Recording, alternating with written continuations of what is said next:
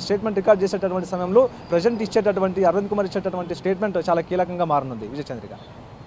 Thank you Shashi. సుమారు 2 గంటలకు పైగా విచారణ కొనసాగుతోంది ఏసీబీ ఆఫీస్లో. అయితే మరొక పక్కన కేటీఆర్కు సుప్రీంకోర్టులో కూడా ఊరట దక్కలేదు. ఇంకొక పక్కన ఈడీ ఆఫీస్లో అరవింద్ కుమార్ స్టేట్మెంట్ రికార్డ్ చేస్తున్నారు. మొత్తంగా జరుగుతున్న పరిణామాలన్నింటినీ కూడా బీఆర్ఎస్ భవన్లో శ్రేణులు కానీ కార్యకర్తలు కానీ నాయకులు కానీ చాలా ఆసక్తిగా గమనిస్తున్నారు.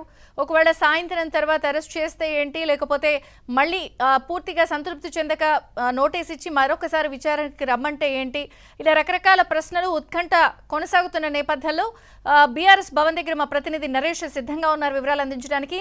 Naresh, over to you. Updates ఏంటి, అక్కడ ఏమనుకుంటున్నారు శ్రేణులు, అసలు ఏం జరుగుతోంది? బీఆర్ఎస్ పార్టీ క్యాడర్లో కావచ్చు, నాయకుల్లో కావచ్చు, గంటకు ఉత్కంఠ పెరుగుతుంది. ఏం జరగబోతుంది ఈ కేసులో అనేది మొదటి నుంచి ఒక ఆసక్తి ఉన్నప్పటికీ కూడా ఈరోజు విచారణ దాదాపు 2.5 గంటలుగా కేటీఆర్ను ఏసీబీ విచారిస్తుంది. ఏ క్షణానికి ఏ న్యూస్ వస్తుందన్న ఆతృత ఇక్కడున్న పరిస్థితులు నాయకులంతా కూడా చాలా నిశ్చితంగా పరిశీలిస్తున్నారు. మాజీ మంత్రి హరీష్ రావు నాయకత్వంలో దాదాపు పార్టీ నాయకత్వం అంతా కూడా ఏదైతే సిటీ నాయకులు కావచ్చు, జిల్లాల నుంచి మాజీ మంత్రులు కావచ్చు, ప్రెసిడెంట్ ఎమ్మెల్యేలు కావచ్చు, అనేక మంది ప్రస్తుతం బీఆర్ఎస్ భవన్లోనే ఉన్నారు. ఏసీబీ కార్యాలయానికి బీఆర్ఎస్ భవన్ ఏదైతే తెలంగాణ భవన్ కూతవేటు దూరంలోనే ఉంటుంది, దాదాపు ఒక 1/2 కిలోమీటర్ లోపలే ఇక్కడ నుంచి ఉంటుంది. అక్కడ జరుగుతున్న వివరాలను వాళ్ళకున్న పరిచయస్తులతో ఎప్పటికప్పుడు తెలుసుకునే ప్రయత్నం చేస్తున్నారు. ఏం జరగబోతుందన్న అంశానికి సంబంధించి వాస్తవానికి ఏసీబీ మాత్రం ఈరోజు సాయంత్రం వరకు కేటీఆర్ని విచారించే అవకాశం కనిపిస్తున్న నేపథ్యంలో సాయంత్రం తర్వాత కస్టడీలోకి తీసుకుంటారా, లేదంటే మళ్ళీ ఇంటికి పంపించి ఇంకొక రోజు పిలుస్తారా అనే అంశం మీద అయితే చర్చ జరుగుతుంది. ఏ ఇద్దరు కలిసినా మాట్లాడుకున్న ఇదే అంశం మీద చర్చించుకుంటున్నారు. వాస్తవానికి మనం చూసాం ఈరోజు ఉదయం 9:50 ప్రాంతంలో ఆయన ఇంటి నుంచి కేటీఆర్ బయలుదేరినప్పుడు మీడియాతో కూడా మాట్లాడినాడు. అయితే కేటీఆర్ మాటలు అంటే ఖచ్చితంగా తాను జైలుకి వెళ్ళబోతున్నట్టుగానే కేటీఆర్ మాట్లాడిన మాటలు అటు ముఖ్యమంత్రి రేవంత్ రెడ్డిని పరోక్షంగా టార్గెట్ చేస్తూ తాను ఎలాంటి తప్పు చేయలేదు, ఖచ్చితంగా తిరిగి బయటకు వస్తాను, ప్రజాక్షేత్రంలోనే తేల్చుకుంటామనేది ఆయన మొదటి నుంచి ఏం చెప్తున్నారో అదే చెప్పారు. అదే మరొక వైపు నిన్న డైరీ ఆవిష్కరణ కార్యక్రమం జరిగింది పార్టీ రాష్ట్ర కార్యాలయంలో. బీఆర్ఎస్ పార్టీకి సంబంధించిన 2025 డైరీ ఆవిష్కరణ కార్యక్రమం కూడా కేటీఆర్ కొన్ని కీలక వ్యాఖ్యలు చేశారు. ఖచ్చితంగా ఈ కేసులో తనకు జైలుకి వెళ్లాల్సి వస్తున్న సంకేతాన్ని కూడా క్యాడర్కి ఇచ్చారు.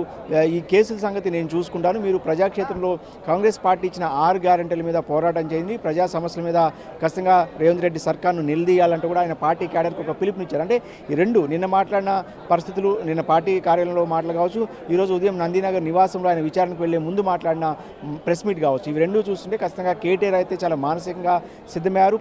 పరోక్షంగా క్యాడర్ కూడా కొన్ని సంకేతాలు ఇచ్చారు. ఖచ్చితంగా తాను జైలుకి వెళ్ళబోతున్నాను, దానికి సిద్ధంగా ఉండాలి, పార్టీ క్యాడర్ అంతా కూడా ప్రజల్లో ఉండాలి అనేది ఆయన చెప్పిన మాట. ఇక పార్టీ కార్యాలయంలో హరీష్ రావు నాయకత్వంలో ఇక్కడ సమీక్ష జరుగుతుంటే ఫామ్ హౌస్లో ఉన్న కేసీఆర్ కూడా ఈ కేసుకు సంబంధించి, ఈ విచారణకు సంబంధించి నిశ్చితంగా పరిశీలిస్తున్నారు. ఎప్పుడప్పుడు న్యాయ నిపుణులతో బీఆర్ఎస్ పార్టీకి సంబంధించిన లీగల్ టీం కొంతమంది పార్టీ కార్యాలయం ఉంటే మరి కొంతమంది కేసీఆర్ కూడా కలిసి వచ్చారు వెళ్ళి. సో వీళ్ళంతా కూడా ఎప్పటికప్పుడు ఏం జరుగుతున్న అంశాలను తెలుసుకున్నారు. ఒకవేళ కేటీఆర్ కనుక అరెస్ట్ అయితే ఎలాంటి కార్యక్రమాలు పార్టీ పరంగా తీసుకోవాలి, ఎలాంటి ప్రజలను ఎలా తిరిగి మళ్ళీ ప్రజలకు చేరువవ్వాలి, ఈ కేసు గురించి ఎలాంటి అంటే ప్రజలకు వివరించే ప్రయత్నం చేయాలి. రేవంత్ రెడ్డి సర్కారు కక్షపూరితంగానే వ్యవహరిస్తుంది, అంటే తమిళనాడు రాజకీయాలను రేవంత్ రెడ్డి తీసుకొచ్చాడనేది కాసేపు క్రితం కొంతమంది బీఆర్ఎస్ భవన్లో, తెలంగాణ భవన్లో బీఆర్ఎస్ పార్టీ నాయకులు చెప్తున్న మాట. అప్పట్లో కరుణానిధి, జయలలిత ఉన్నప్పుడు ఒకరి మీద ఒకరు అధికారం ఉంటే మరొకరిని జైలుకి పంపించుకోవడం ఆనవాయితీగా 2-3 సార్లు జరిగినాయి అప్పట్లో. సో ఇలాంటి పరిస్థితుల్లో రేవంత్ రెడ్డి తీసుకొచ్చారు. రేవంత్ రెడ్డి కూడా గతంలో జైలుకి వెళ్ళాడు కాబట్టి కక్షపూరితంగానే ఎలాంటి ఇందులో అవినీతి జరగకపోయినా కూడా తమను జైలుకు పంపిస్తారన్న వాదనను చాలా బలంగా, అంటే సహజంగానే బీఆర్ఎస్ పార్టీ ప్రాంతీయ పార్టీ కాబట్టి పై నాయకుడు ఏ చెప్తే కింద వరకు క్యాడర్ కూడా అదే నమ్ముతారు, అదే మాటలు మాట్లాడతారు, ఎందుకంటే ప్రాంతీయ పార్టీ కాబట్టి. సో ఆ లైన్నే బీఆర్ఎస్ పార్టీ తీసుకున్నట్టు మనకు అర్థమవుతుంది. ఖచ్చితంగా ఇది కక్షపూరితంగా వ్యవహరిస్తున్న కేసుగానే వాళ్ళు చెప్తున్న పరిస్థితి. సో ఈ నేపథ్యంలోనే ఏదైతే ఇదే లైన్ను బలంగా తీసుకెళ్తున్నారు. ఇక కొన్ని డిసడ్వాంటేజెస్ కూడా ఎదుర్కోవాల్సి ఉంటుంది బీఆర్ఎస్ పార్టీ. ఎందుకంటే గత ఏడాది ఢిల్లీ లిక్కర్ స్కామ్లో ఖచ్చితంగా కవిత జైలుకి వెళ్ళి దాదాపు 166 రోజులు జైల్లో ఉండొచ్చారు, 5.5 నెలల పాటు. తాజాగా ఒకవేళ కేటీఆర్ కూడా జైలుకి వెళ్తే ఖచ్చితంగా అవినీతి మార్కులు చాలా బలంగా బీఆర్ఎస్ పార్టీకి అంటుకుంటాయి. సహజంగా రేవంత్ రెడ్డి గురించి సహజంగానే ఈ పార్టీ నాయకులు పెద్ద ఎత్తున ఆరోపణలు చేస్తుంటారు. జైలుకి వెళ్ళొచ్చాడు, 50 లక్షలతో దొరికిన దొంగ రేవంత్ రెడ్డి అనేది గత వారం రోజులు అంతకుముందు విమర్శలు చేశారు. ప్రతిరోజు కూడా చాలా బలంగా ఆ మాట మాటను ప్రజలకు తీసుకెళ్తారు.